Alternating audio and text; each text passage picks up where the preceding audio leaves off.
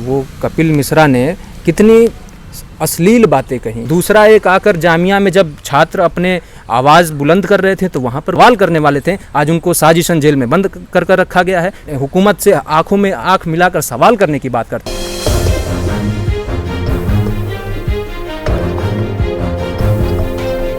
तरीके से अभी भी यही आरोप लगाए जा रहे हैं कि इसके लिए साफ तौर पर मांग भी उठी कि कपिल मिश्रा को गिरफ्तारी की जाए। यहाँ तक कि सुप्रीम कोर्ट में भी इसकी अर्जी डली, लेकिन वो खारिज हो गई। तो आपको नहीं लगता कि मोदी सरकार साफ तौर पर यहाँ अपने नेताओं को बचाने के लिए जनता को आग में झोंक रही है?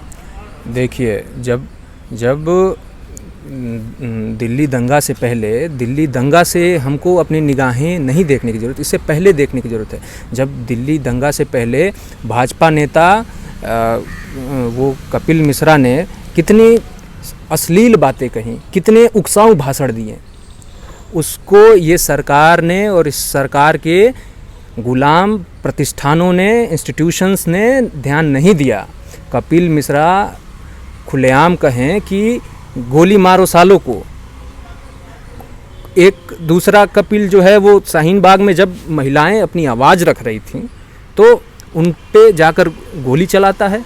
दूसरा एक आकर जामिया में जब छात्र अपने आवाज़ बुलंद कर रहे थे तो वहाँ पर गोली चलाता है, घायल करता है। और आज वो जमानत लेकर बाहर खुलेआम घूम रहे हैं और जो आवाज़ बुलंद करने वाले थे, लोकतंत्र के साथ खड़े थे, सवाल करने वाले थे, आज उनको साजिशन जेल में बंद कर रखा गया है। ठीक वैसे ही ये घटना सिर्फ यहीं की नहीं है। हम देखेंगे तो आज पूरे राष्ट्रीय स्तर पर यही योजना अपनाई जा रही है इन फासिस्ट ताकतों द्वारा।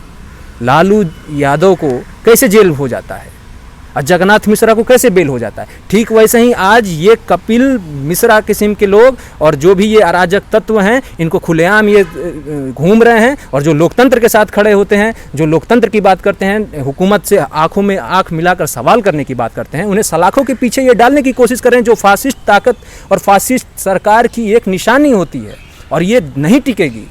बहुत जल्द इसके खिलाफ एक माहौल खड़ा हो रहा है।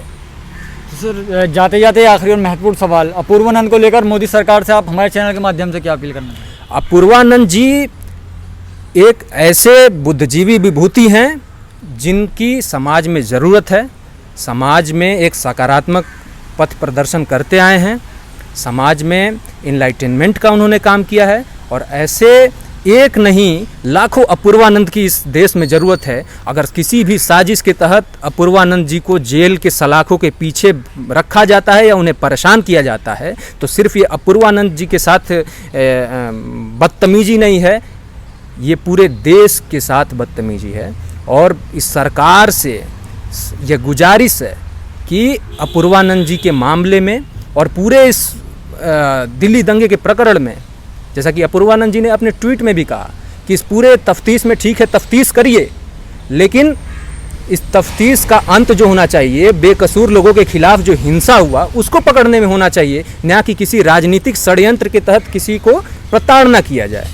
तो जल्द से जल्द सरकार इस मामले को संज्ञान ले और अपूर्वानंद जी को अब कोई भी प्रताड़ना उत्पीड़न होती है इसके खिलाफ इसके आने वाले निकट परिणाम और प्रतिक्रिया का आकलन सरकार कर ले, नहीं तो बहुत जल्द ही इसके खिलाफ एक बड़ी मुहिम छिड़ेगी और फासिस्ट सरकार को यह गद्दी छोड़ के जानी पड़ेगी।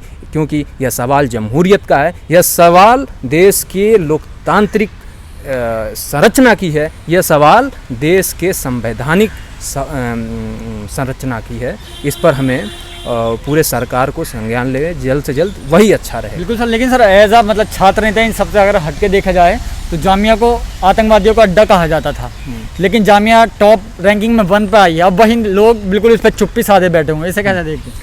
देखिए, ये ऊल जलूल जो बातें करते हैं कि JNU, DU, जामिया, अलीगढ़ मुस्लिम यूनिवर्सिटीज़ आतंकियों का गढ़ है, आतंकवाद है यहाँ, कभी मैं उनसे कहता हूँ कि आके एंट्रेंस पास करें ना।